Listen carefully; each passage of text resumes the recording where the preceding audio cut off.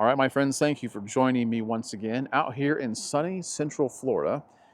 It is a crisp, cool 46 degrees, and the high is supposed to be in the mid 60s. I absolutely love it. We don't get cool seasons that stick around, but maybe I'm going to guess once every 3 years. So I really enjoy it when we do get it, because the rest of the time we're just hot all the time. But anyway, I wanted to talk to you about a quote that I read this morning, and I hope that it inspires you and encourages your heart. Not the quote directly, but the comments I have to make on it. It's not necessarily attributed to anybody in particular, but it goes like this: ability is what will get you to the top if the boss has no daughter. I've never worked for anybody or worked anywhere where I had a boss who had a daughter that I would have chased. I've just never been in a position like that.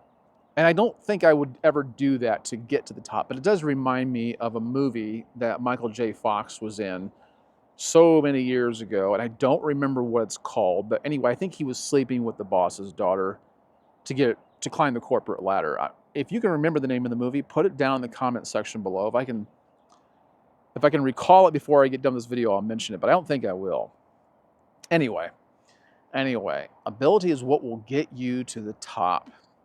Is there anything that you've ever really wanted to be good at? Whether it's something you thought you needed to become good at to get further ahead in business, or is there just something that you've been interested in? Some kind of a craft or a hobby, or maybe it's a musical instrument, or maybe it's just a way of communicating. What kind of ability have you had in your mind that you've always wanted to acquire, but just have never really fully gotten there?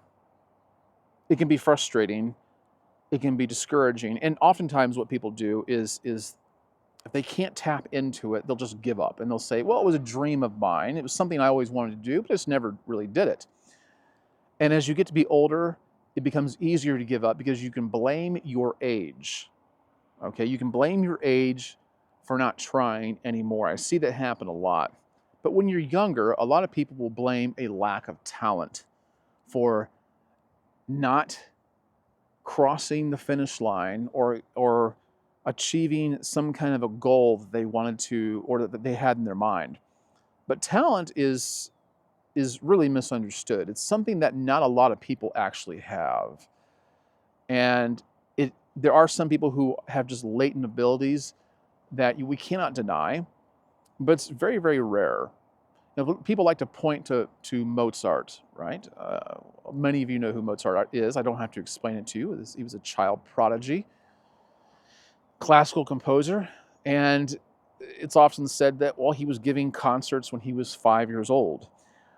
Well, nothing says that somebody has inbred ability more than that, right? Well, not necessarily. You see, he had a father that was a music teacher, and his father drilled him constantly. And Mozart put in tens of thousands of hours prior to being the concert pianist he was at age 5. It's just a fact. And so even if someone does have some kind of latent ability, they still have to work at it. They still have to apply some kind of ingenuity to bring everything together and to make things work. We oftentimes think that God's going to be so gracious to us that everything's just going to fall out of the sky, and if we're supposed to be in a certain place doing a certain thing, He'll just bring everything together that way. Well, He does expect us to apply ourselves. And so if you're just putting all your hopes on discovering a talent that you didn't know you had, or if you're blaming a lack of talent for not getting where you want to go, I want to say to you, put all of that aside and think differently. It could be that you have a lack of direction, and if you had just a glimmer of hope, you might actually start doing something about it. And by the way, you're never too old to do something and to do it well and to continue to get better. I've seen plenty of people. I watch videos of guys who are in tremendously good shape in their 80s and 90s. I'm talking about built. I'm talking about guys that could do 20 chin-ups in a row. and they didn't start working out until they were either in their 50s, 60s, sometimes 70s. And if you didn't know that, you would look at them and say, well, they've always done this, or they just have the genes for it, right? There are men and women that have picked up musical instruments in their older age and gotten very good at them. But then it doesn't really matter what your age is or what your level of ability is. You can do something to get better at what it is you really want to do. Okay? Now, you may never become expert level. You may never become exactly what you dreamed of. You may have to ask yourself, what is it that I really want? You may discover as you go along how enamored or enchanted you are with what you're chasing as it unfolds. You may discover that you don't like or love something as much as you originally did, but the grind was still worth it. I do think there is a way to approach all this and to get started so that you can start to see something manifest. And that is, if you could manage your time and give it just a little bit of yourself every day to something, you're going to see rapid improvements, believe it or not. Now, here's what I suggest, and this is just a suggestion. This is not an elaborate, expansive conversation on the topic. This is just one nugget of wisdom that I want to impart to you that will get you started and really could take you all the way to the finish line. And that is, if you can devote 20 minutes a day to whatever it is that you have set in your mind, 20 minutes a day, just cap it off, then you'll start to see something happen. And you say, well, that doesn't sound like a lot of time. Well, and I've heard that 10,000 hours is what you need to become, really proficient at a master level. Well, here's the thing. How many people do you know can do anything at a level of mastery? And do you really need to? Is that what you need in order to enjoy something and to become proficient? No. Now you can still get your 10,000 hours. It'll take you a while at 20 minutes a day, but you're going to start enjoying things and seeing improvements long before that, even within a year. I just recently read something, and I don't remember where it was at, so I can't cite it, but they were saying that if a person started studying karate and just applied themselves 20 minutes a day to it, they would be better at it than the average karate student that only practices when they go to class and they've done it over years. If you did that 20 minutes a day, in 1 year, you become more proficient than the average student in a karate school. Okay, now that may not be your thing, but the reason why I picked 20 minutes is because that's what I do with a lot of things. I have this attention threshold for things that I feel like is relatively low. There are people who can sit down and read a book for hours. I cannot do that. I keep 4 books going all the time, and I read 20 minutes a day in each one of those. But when I tackle a task, I do the same thing. I apply myself 20 minutes at a time to something. And I don't do that on my job because I can't. But I do work in time slots. And other people have actually chosen a 20-minute time frame likewise. Now there's what they call a Pomodoro effect, something on a principle, where you set a timer for 25 minutes, rest for 5, and get back to the same task for 25 minutes. You do that 3 times in a row, and then you see incredible results fairly quickly. And I've even read other stuff recently where very successful people have said that time management, working in slots of time, will actually abolish procrastination and yield tremendously good results. People like Jeff Bezos, Elon Musk, even people like Donald Trump. You may not like him, you may not approve of him, but very successful people like that will tell you things like this. And so if maybe your threshold for attention is much lower than 20 minutes, Try 10 minutes, try 15 minutes, but pick something that you know that you can sustain. Sustainability is everything, okay? Don't rely on luck. Don't make up excuses.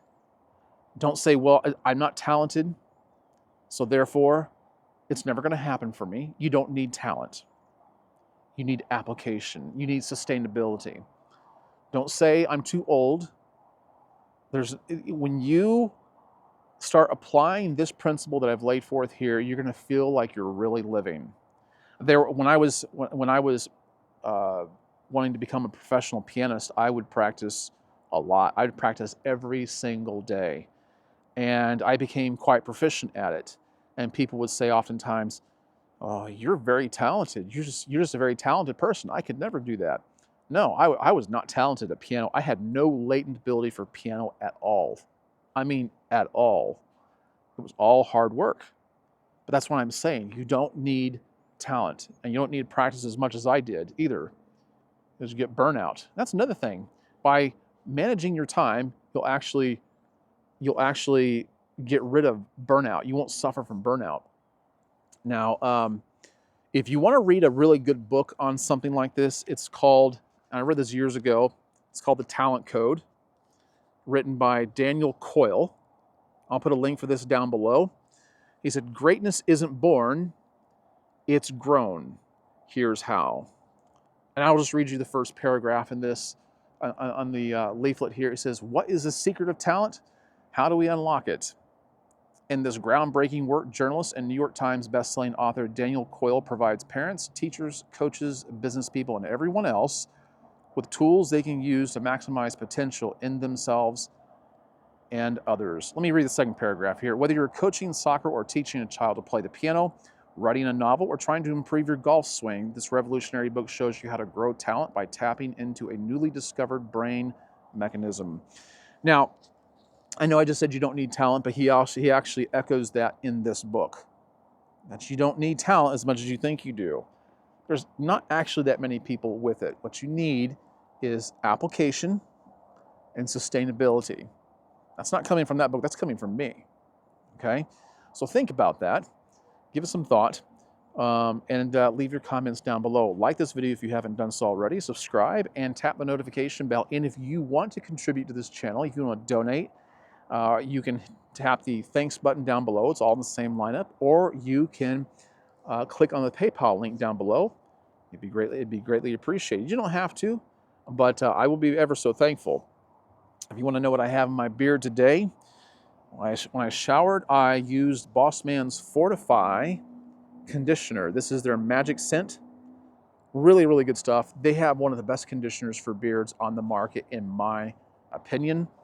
And then when I got out, I applied their magic jelly, beard jelly. Beard jelly is like a cross between oil, I used to say oil and balm, but it's more like oil and beard butter, a combination of those two things. And this is one of their old designs. Their bottles don't look like this anymore, but this is a really good beard jelly. And then I applied their beard balm. Now, the thing is, this beard balm, oops, I'm actually going to have to throw this one out. I've had this for several years. The scent is gone already. When your beard balm starts to, and it's a really soft beard balm, when it starts to smell like paint, throw it out. If the scent is gone, just throw it out. But that's why I have all my products in rotation, so it takes me a long time to get around to things. But their beard balm, and in fact, their tins don't look like this anymore. And then I applied their co-lotion. This is not for the beard. This is their Gatsby. They have 4 different co-lotions. It's a lotion that you spread on your skin, but it works like cologne. And man, you smell great all day long. I want to emphasize this greatly. If you get nothing else, get their co-lotions.